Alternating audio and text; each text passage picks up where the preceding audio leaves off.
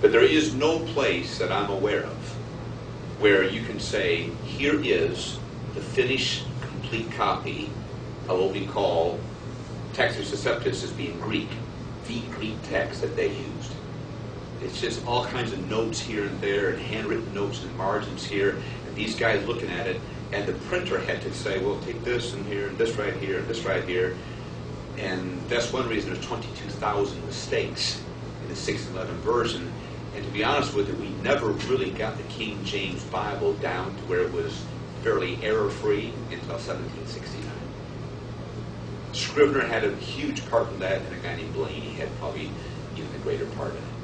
So the Textus Receptus is really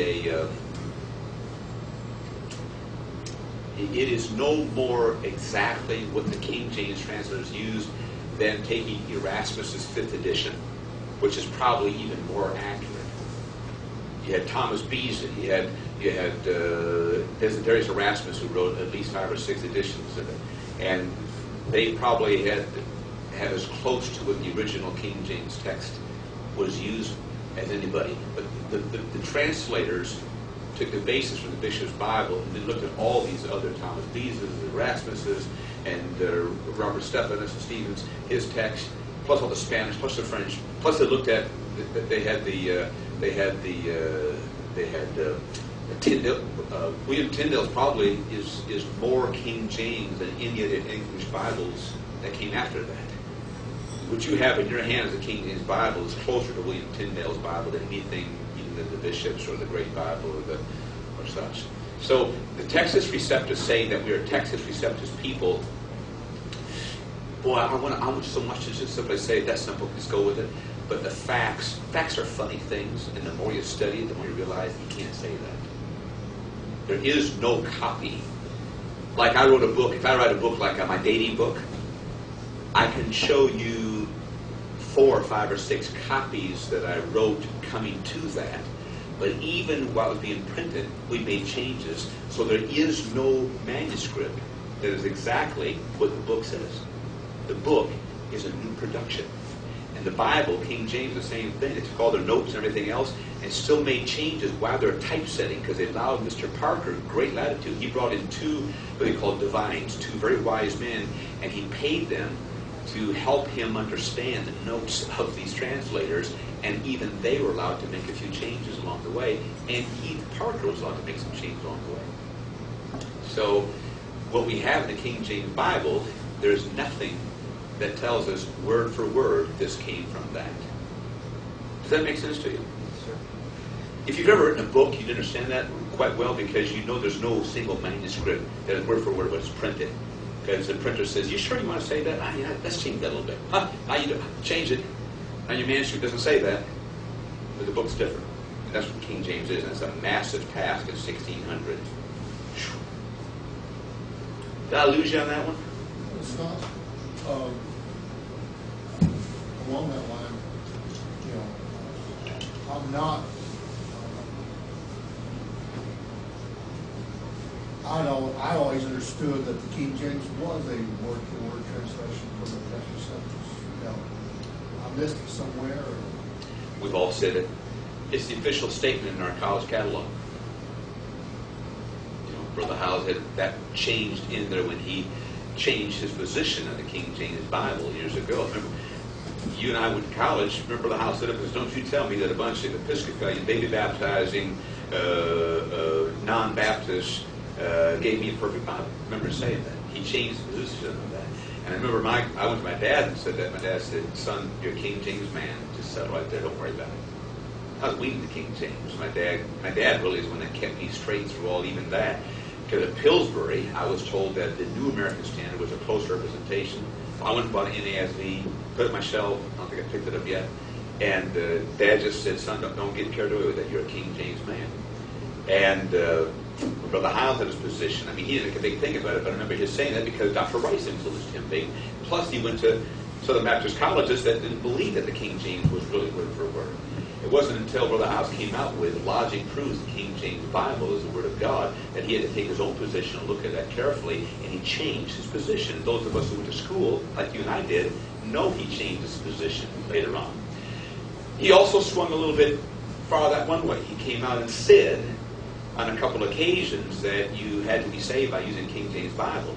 Later put a tape out rescinding that decision and saying, no, he says you could be saved by another version, but the text is preserved for the English people, the King James, which is exactly what I believe. It is a perfect translation, complete without error or fault. There's nothing in the King James that shouldn't be in. There's nothing left out that's supposed to be in there. That's what I mean by perfect. Same as verbal and plenary. Verbal means every word, word for word for word. Plenary means complete, nothing left out, nothing inserted that's superfluous. That's not text receptus. There was no Textus Receptus in 1600 until 1624. So what we've got is we've got the Bible before the Textus Receptus. So we got to figure out, you've got a cart before the horse before the cart. 1624 is when it was printed. That's when it was compiled completely in those days following the writing of the King James Bible. So there was no body of text that they said this is the text of the King James. What somebody did is they took the Greek that more or less was used in translation, all these different sources, and tried to put together and say we think this is what comprises the textual body of the King James text. We call it received text.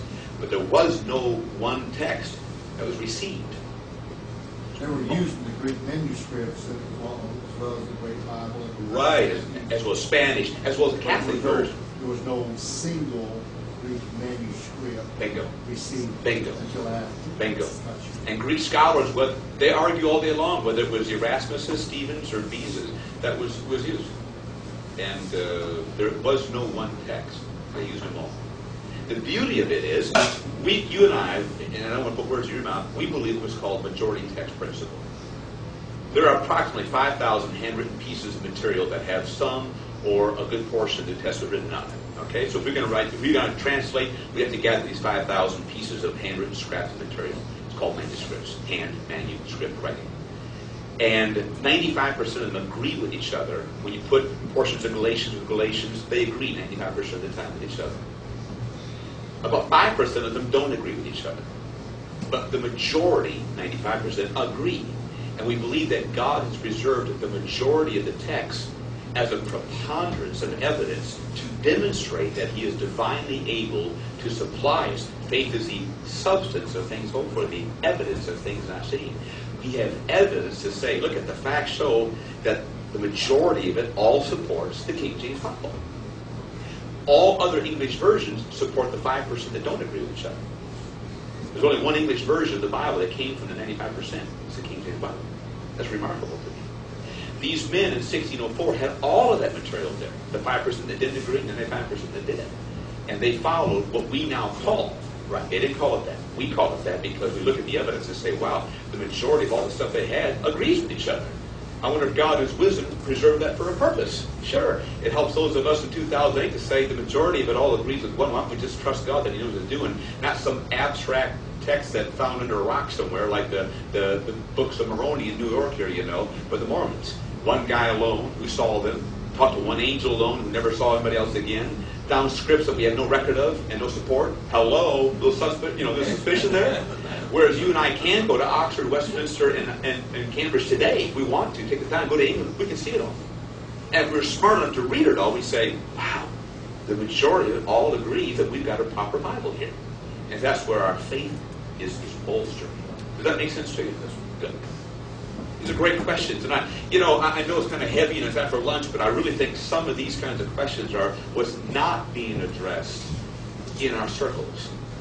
Is being coffee shopped another way, saying, I always thought he'd change. But it's not an issue of whether he's changing us, whether are we smart enough to know what we're talking about. And I'm not pretending to be an expert on this, Brother Paul. I'm just telling you what I've read, studied, and have just listened to.